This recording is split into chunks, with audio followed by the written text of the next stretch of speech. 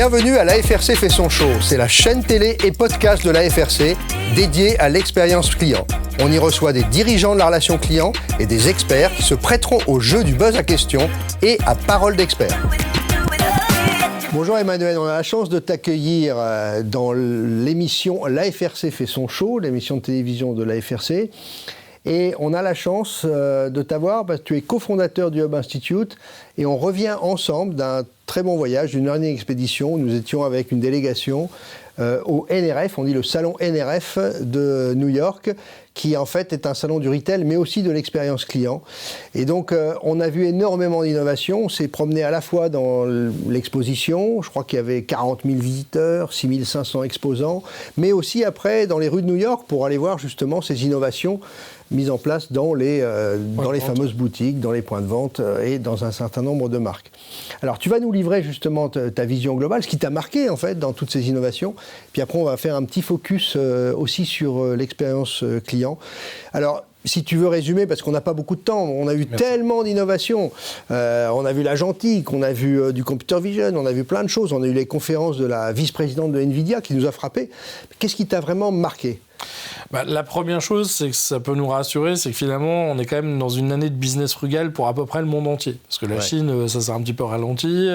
Les États-Unis, ça a été compliqué avec l'inflation, même s'il y a des espérances que ça dérégule et que ça rebooste au niveau du business. Et on voit bien que là, finalement, c'était de dire, dans une période de tension, il faut continuer d'innover, évidemment, mais il faut faire de l'innovation frugale, de l'innovation pragmatique, vraiment au service du business, au service de l'expérience opérationnelle, au service du client, évidemment. Et donc, finalement, peut-être après 2 années de test and learn sur l'IA générative, entre autres, parce qu'on a parlé beaucoup d'IA et d'IA générative, là, maintenant, c'est l'heure de verticaliser les cas d'application, d'identifier vraiment ce qui fonctionne de ce qui ne fonctionne pas, pour pouvoir aller faire des gains de productivité, des gains d'efficacité, aller récupérer un peu de chiffre d'affaires et de marge. À l'heure où tout a augmenté, effectivement, on sent que voilà, le marché se complexifie et du coup, il faut être encore plus malin, agile et innovant. Dans l'IA, on a vu effectivement pas mal les agents IA qui seront la prochaine étape. Après avoir appris à prompter, eh bien, on va pouvoir donner plus d'autonomie à l'outil sous contrôle quand même, pour pouvoir nous accompagner, soit sur du chat, soit sur de l'analyse de documents, des fonctions métiers. Pourquoi pas du callbot demain, même si on voit que c'est les débuts et on n'y est pas encore tout à fait. Donc voilà, déjà 2 gros sujets qu'on a pu voir sur la NRF. Il y a une marque une entreprise qui nous a frappé, une start-up qui venait de lever, je crois, 265 millions de dollars. C'était Glean, Glean. Elle veut disrupter Google, rien que ça, le moteur de recherche, pour être justement dans le... Le moteur de recherche, le moteur de productivité bureautique, on va dire. Enfin, en tout cas, finalement, le sujet... Là, on a des processeurs, on a des briques d'IA, des moteurs d'IA. Maintenant, toute la difficulté, c'est de trouver les bons workflows pour les différents métiers, qu'on soit au RH, au marketing, à la relation client, au CRM. C'est bien d'avoir ChatGPT, mais comment on le repackage avec nos data dans nos process, soit internes, soit externes, pour être au service du business. Parce que sinon, c'est vrai qu'on a un super perroquet génial.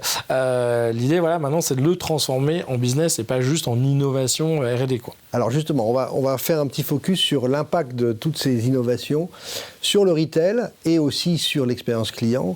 On comprend que le parcours client va être complètement revisité. On nous dit que les sites internet vont être revus, les interactions clients. Il va y avoir de plus en plus de canaux aussi d'interaction.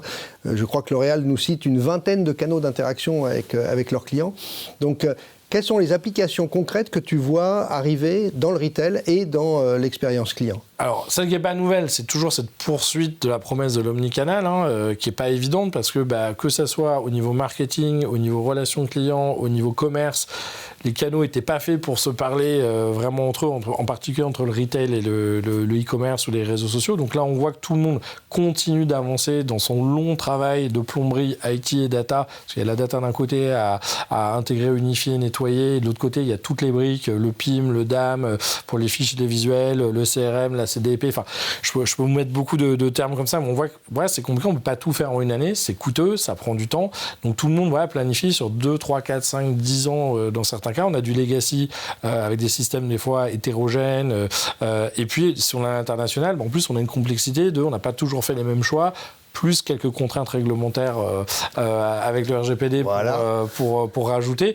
Donc on voit que ce chantier, il est déjà en cours, mais il est long, il est en cours. Et là, il est encore plus important parce qu'on doit gagner en efficacité, on doit gagner des points de rentabilité, mais tout au long. Je dis toujours, le retail ou l'e-commerce, c'est vraiment, ça joue dans les détails.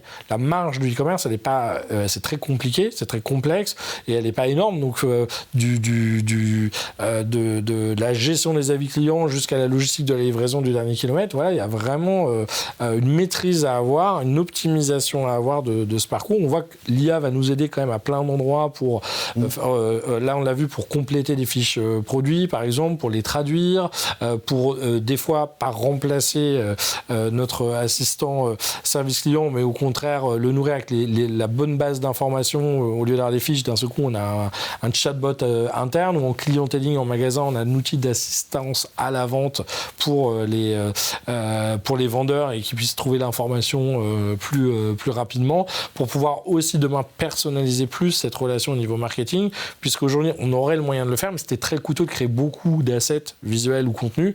Et là, finalement, l'IA générative, c'est génial parce qu'elle va nous permettre de pouvoir plus rapidement générer plus d'images, plus de textes pour aller nourrir ces différents segments marketing qui attendent peut-être des choses un petit peu différentes. Est-ce qu'on peut dire que l'IA générative va en fait rebattre les cartes justement de ces parcours clients en désilotant, hein, tu as parlé d'optimisation, de gains de productivité aujourd'hui, mais est-ce que ça ne va pas aussi permettre de désiloter ces canaux qui ne se parlent jamais? Tu vas en boutique, t'es considéré comme un client Emmanuel, mais une fois que tu as appelé après le centre de relations clients, t'es pas considéré, ou sur le site internet. Je vais raconter une petite anecdote. On a eu un vol, je ne dirais pas la compagnie aérienne qui nous a annulé le vol le soir pour rentrer de New York, mais ils continuaient de nous envoyer des messages en nous disant sur SMS, allez vous enregistrer, il va falloir que vous rentriez dans la salle d'embarquement, etc. Alors qu'ils avaient annulé le vol. Donc on voit bien qu'il y a des silos qui ne se parlent pas. Tu parles d'omnicanalité. Est-ce que l'IA générative ne va pas justement tout remettre à plat et justement permettre à ces canaux de parler? Je pense qu'il y a l'IA d'un côté sur plutôt le prédictif, le ciblage, la segmentation, etc. Par contre, ce qui est intéressant sur la génération de contenu ou le traitement d'informations, c'est que l'IA devient elle-même multimodale, c'est une autre façon de dire omnicanal. Et donc demain, via un seul moteur, je pourrais analyser une base d'informations texte, visuel, et générer effectivement pour les différents canaux de la voix, pourquoi pas, d'un côté, du texte, je sais pas, pour la messagerie ou un chatbot, un visuel, je sais pas, pour les canaux retail média ou commerce média de l'autre. Donc oui, après, je pense que l'IA générative est pas suffisante toute seule. Déjà, il y a cette data à avoir. Ensuite, ça se plug quand même à l'IA, voire à l'IT traditionnel. Et il y a tout ça un petit peu à repluguer pour que ça fonctionne. Et ce qui est pas évident sur l'IA générative, c'est que c'est pas si vieux. Ça fait à peine 2 ans que ChatGPT est sorti, que les outils avancent, progressent très vite, se multiplient, mais en même temps, on est presque à de la R&D qu'on doit mettre en live, alors qu'on sait bien que la relation client, c'est dur à construire, ça peut se perdre très vite. On a vu quelques chatbots buggés, etc.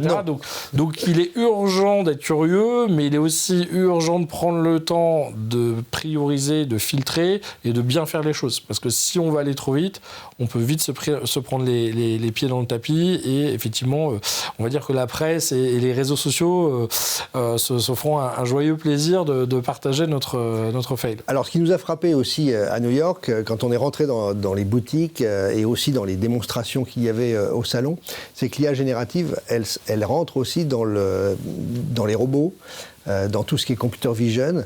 Donc elle est partout, hein, elle n'est pas que dans la relation client, elle est partout.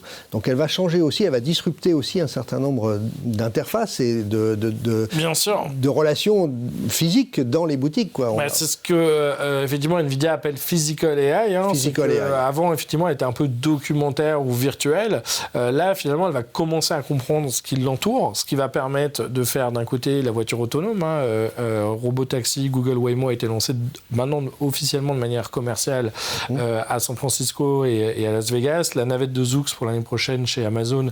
Voilà, ça veut dire le transport logistique dans l'e-commerce. On commence à avoir des camions autonomes, on commence à avoir du drone autonome, et on commence à avoir ces robots humanoïdes. Parce qu'avant, on avait plutôt des machines, des bras robotisés, mais des machines-outils. Là, on arrive à du robot humanoïde, et on pourrait imaginer demain que dans un entrepôt, pour transporter certaines choses, effectivement, on est un robot qui soit capable de nous accompagner, d'interagir avec nous avec la voix, finalement, encore une fois, avec de l'IA générative.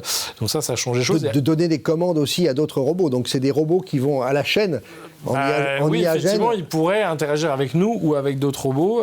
Et cette IA générative permet d'entraîner virtuellement ces robots aussi avant de remettre le logiciel en vrai. Mais c'est vrai que sur le point de vente, c'était intéressant parce que finalement, on a beaucoup parlé de Digital In-Store.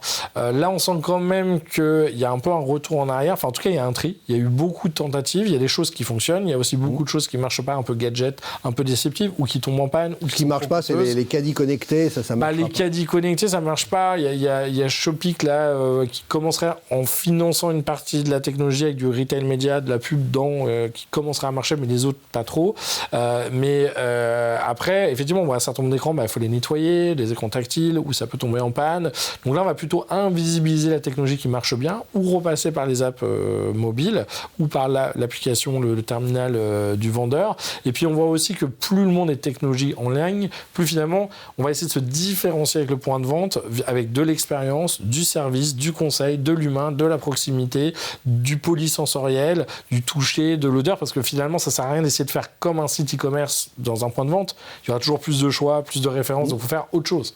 Donc du soin, du service, de la personnalisation, même un café, ça paraît bête, mais voilà, recréer du relationnel. On était chez Wilson où on a pu essayer, jouer, on a un terrain de tennis dans la boutique, quoi. Et un terrain de basket aussi. Et un terrain de basket. Donc voilà, donc on recrée du fun, on crée de l'expérience. Et justement, on essaie de faire quelque chose de complémentaire online, mais pas d'essayer de se battre sur les mêmes sujets. Il y aura toujours plus d'offres, voire des prix moins chers. On voit Temu, Shein et les autres. Et donc, voilà, il faut donner vraiment envie aux gens de venir. Et s'ils viennent, on va leur proposer de passer un bon moment. On va aussi remettre des matériaux des fois plus naturels, plus de bois, plus de nature. Parce que, effectivement, c'est un effort d'aller faire du shopping maintenant. Par rapport à l'e-commerce qui était plutôt un effort il y a quelques années, mais ça peut être aussi un plaisir si on a créé cette expérience en connaissant bien les clients. Après, ce qui nous a aussi intéressé, c'est de voir Vusion sur les étagères. Donc là, on rentre peut-être dans aussi une chaîne de production qui est en temps réel pratiquement par rapport aux besoins des clients. Un client qui prend un produit, il y a le computer vision qui voit ce qu'il prend et automatiquement c'est réassorti. Donc ça aussi, c'est des choses... Exactement. Alors Vusion, c'est intéressant puisque eux, ils sont... Interdits en France, bien sûr, avec le RGPD. Non, Vusion fonctionne avec Monoprix, à Montparnasse. Donc ils ont quand même un petit algo qui va flouter les visages parce qu'il n'a pas besoin de voir connaître les gens individuellement. Donc là, ces petites caméras qu'on met toutes les 5 mètres dans les rayons. C'est sûr que la grande distribution, les rayons, c'est un peu standard, donc ça simplifie un peu les choses. Donc il va prendre une photo tous les X minutes, comparer au planogramme si effectivement il y a une rupture d'un produit, si un prix n'est pas correct aussi, ou s'il y a une prochaine rupture, et avertir évidemment le chef de rayon, mais remonter au niveau du magasin et remonter en centrale, parce que si au bout d'un moment il y a des ruptures trop guerres, c'est qu'il y a peut-être un problème d'appro ou de logistique. Vérifier avec les sorties de caisse si finalement le fait qu'il n'y ait pas eu de produit, les gens n'ont rien acheté, on se perd de chiffre d'affaires pour le magasin ou acheter un concurrent. Donc là, on n'a pas perdu du chiffre d'affaires pour le magasin, mais pour la marque. Et finalement, on amène de l'intelligence dans le point de vente. Mais encore une fois, c'est quasiment invisible pour l'utilisateur. Lui, il va être content qu'il n'y a pas de rupture. Mais finalement, c'est un peu comme l'électricité, ça marche, mais on n'a pas besoin d'y penser. En fait, on appuie sur le bouton, on n'y pense même plus. Eh bien, la techno, finalement, la meilleure techno, c'est un peu comme la magie. C'est quand ça fonctionne hyper bien, mais qu'on ne sait pas comment et qu'on ne veut pas savoir comment ça marche. Et ça va peut-être éviter cette surconsommation. On va simplement produire les produits qui intéressent les consommateurs à l'endroit où ils se trouvent. C'est sûr que c'est un peu la logique européenne par rapport aux US. On a vu que la RSE là-bas, clairement, ça les intéresse pas. Avant, là, ça les intéresse plus du tout. Nous, on a quand même ces contraintes d'empreinte carbone, cette prise de conscience aussi des dirigeants, des employés, des consommateurs, des ONG, des médias. Et donc, on est quand même faire un peu plus attention. Et donc oui, si on peut moins gâcher, si on peut commander la bonne quantité, si on peut éviter l'expiration, si on peut changer peut-être la promotion au bon moment, si on voit qu'on n'est pas loin de la date d'expiration, effectivement, je pense qu'il y a de l'intelligence à mettre pour fluidifier. Mais finalement, on a des engrenages hyper rapides avec l'IA. Et en même temps, si on a tous la même technologie demain, finalement, ce qui risque de faire la différence, c'est les humains. Et c'est peut-être les humains qui feront l'huile dans les engrenages de l'IA pour débloquer tout ce qui n'a pas été... Parce qu'on a beau essayer d'anticiper tout ce qu'on veut, hein, on peut automatiser beaucoup de choses, mais il y a toujours les exceptions, il y a toujours... Et c'est vrai que l'humain, l'air de rien, il est peut-être moins fort que l'IA sur chaque tâche, mais il est quand même très polyvalent. Et il a aussi cette capacité de réagir, d'anticiper ou de se poser des fois des bonnes questions. Je prends toujours cet exemple. À Paris, il y a 2 ou 3 ans, il y avait une pizzeria robot. Super, hein, le robot, il vous fait des pizzas. Par contre, quand il en fait tomber à côté, lui, il ramasse pas. Et si demain, la pizzeria se mettait à brûler, il continuerait de des pizzas sans se poser la question. Donc, et il brûlerait avec le... Que dans cette intelligence, voilà, on a une automatisation subtile, mais on n'est encore pas sur l'intelligence qu'heureusement, nous les êtres humains... Alors tu as la chance, Emmanuel, d'observer énormément de choses, de disruptions, de nouveautés. Je me souviens, on était début janvier à New York, il y avait DeepSeek qui a annoncé... son arrivée. ChatGPT chinois, version beaucoup moins chère et quasiment aussi efficace. Qu'est-ce que tu observes comme disruption en matière de technologie? Qu'est-ce qui va arriver? Enfin, tu n'as pas une boule de cristal, et un petit peu sur l'impact que ça va avoir sur l'expérience client. On ne va pas la reconnaître, l'expérience client. Elle va complètement changer dans les 2-3 ans qui viennent. Bien sûr. Alors, c'est vrai que le transport autonome de personnes, qui nous paraît de la science-fiction, qui est déjà une réalité en Chine et qui est en train de le devenir avec Zoox, Amazon, Waymo et les autres aux États-Unis, ça va peut-être complètement changer notre façon d'aller faire du shopping, de nous faire livrer, d'aller travailler. Donc là, ça va être intéressant à quelques années de plus d'essayer de comprendre comment ça va changer notre rapport au déplacement dans la ville et donc au shopping et donc au travail et donc à l'habitation. Ça peut faire quand même des mutations importantes. Il y a la livraison aussi par drone. Alors, bon, plutôt pour... on ne va pas faire son plein. Voilà, mais c'est déjà aux États-Unis ou déjà en Chine. Après, je pense qu'effectivement, plus on prédira les besoins, les envies, la compréhension du client,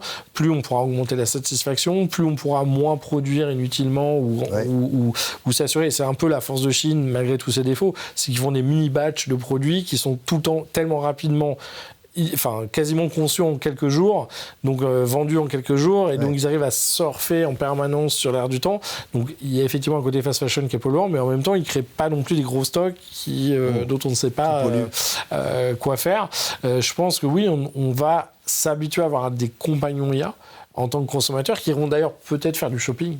Ouais, et donc demain, nous, on aura peut-être des chatbots en tant qu'entreprise ou des assistants IA pour nos vendeurs qui devront parler avec les assistants IA de nos acheteurs. Donc tout ça, ça va être un peu surprenant à anticiper. Et puis il y a toujours les contre-exemples.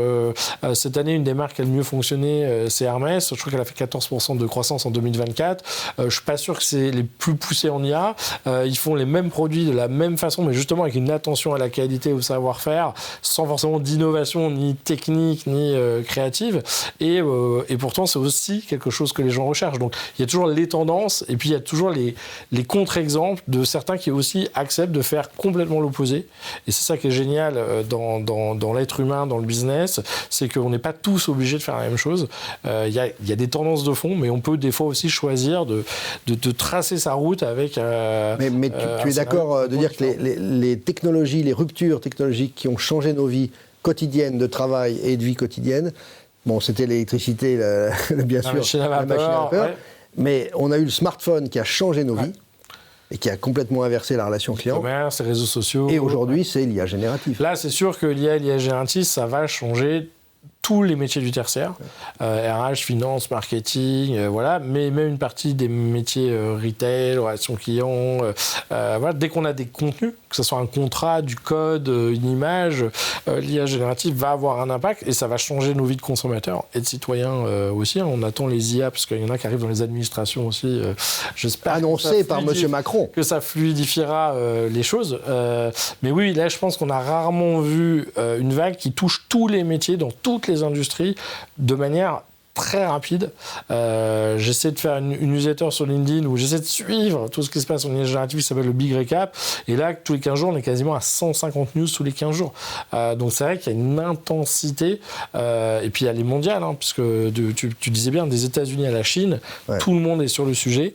On parle du business, on parle de l'administration, mais ce sera aussi pour la défense, ça sera aussi pour le transport. Donc c'est vrai qu'on vit une période période fascinante, des fois peut-être inquiétante, passionnante pour d'autres, mais voilà, il se passe quelque chose et effectivement, il faut s'immerger dedans. Ça ne veut pas dire qu'il faut tout faire, ça ne veut pas dire qu'il faut paniquer, mais effectivement, il est urgent d'être curieux. C'est pas pour rien que vous êtes toujours à aller sur le terrain pour regarder ce qui se passe. Urgent d'être curieux. Entre la FRC et le Hub Institute, c'est une longue histoire.